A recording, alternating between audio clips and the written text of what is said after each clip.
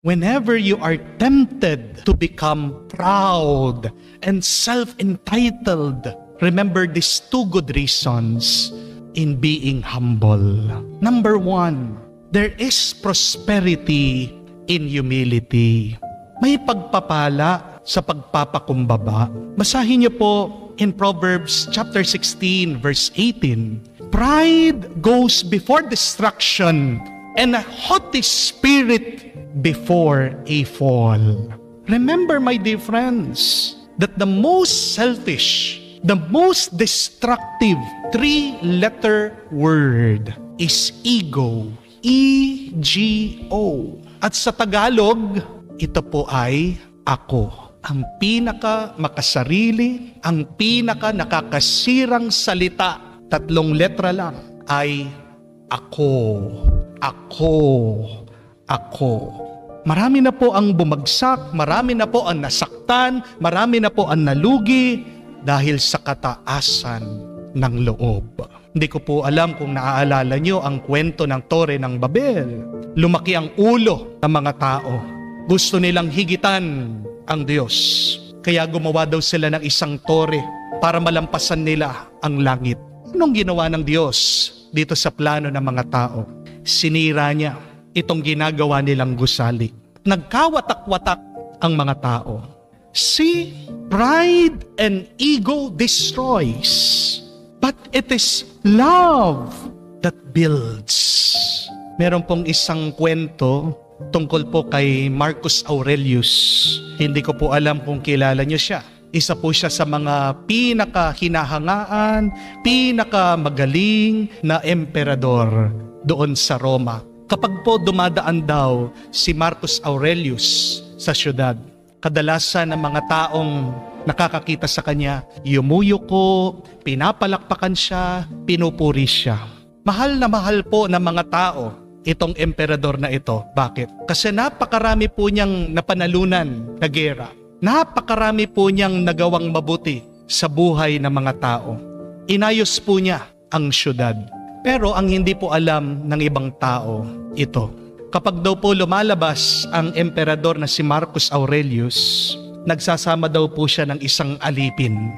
At kapag binabati siya ng napakaraming tao, kapag pinupuri siya ng kanyang mga sinasakupan, ito pong alipin nasa tabi niya at inutusan siya, nabulungan siya sa kanyang tenga. Ano po ang sinasabi nitong alipin? Sinasabi sa kanya, paulit-ulit, tao ka lang, tao ka lang, tao ka lang. Kahit po nung panahon na yon, sinasamba po ang mga emperador bilang mga Diyos. Ayaw pong makalimutan ni Marcus Aurelius ang pagpapakumbaba na tao lang siya. Kasi po alam ni Marcus Aurelius, kapag umakyat ang kayabangan sa ulo niya, maapektuhan po ang kanyang pagdedesisyon. Makakalimutan niya kung ano ang tunay na mahalaga sa buhay. Remember, my dear friends, that pride will bring you to the top, but it is humility that will help you to stay there. Kung gusto mong umangat, kung gusto mong umasenso, kung gusto mong manguna, sige, taas mo ang iyong sarili. Pero pag ikaw ay nanguna, pag ikaw ay umasenso, hindi ka mananatili doon kung hindi ka marunong magpakumbaba. Amen? This is why I think the Lord is challenging us. Let go of your ego.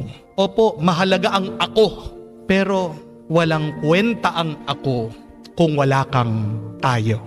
Kung magpapakumbaba ka, tandaan niyo po, mas magiging siksik, liglig, at aapaw ang biyaya sa iyong buhay.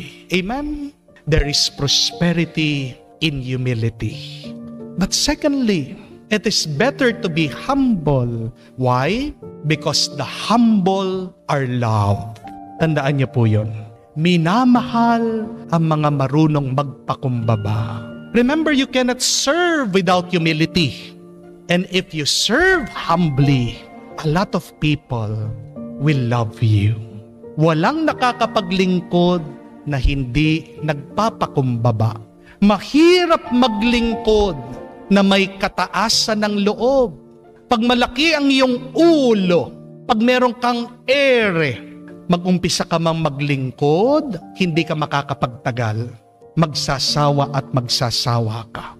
Ang mga naglilingkod na walang pagpapakumbaba, sino mga yan?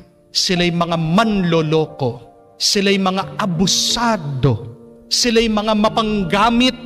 Sila'y mga nagkukunwari lang. If you want to gain the respect and the love of people, most especially if you want to gain the respect and the love of God, what should we do? We should start by being humble. Remember this. Always remember this. It pays to be humble.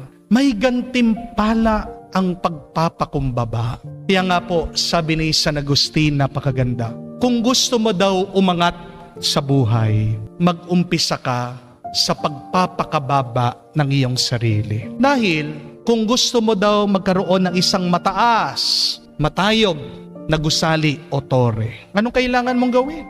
Kailangan mong lalimin ang paghuhukay para sa isang pundasyon.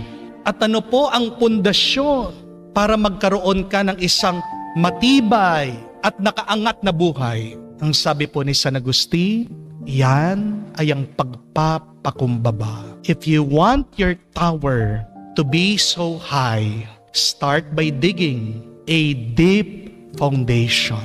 And what is the deep and strong foundation of this life? That is humility. Si Jesus, siya po ang nagsabi, kapag lalo kang nagpapakumbaba, doon ka tinataas ng Diyos.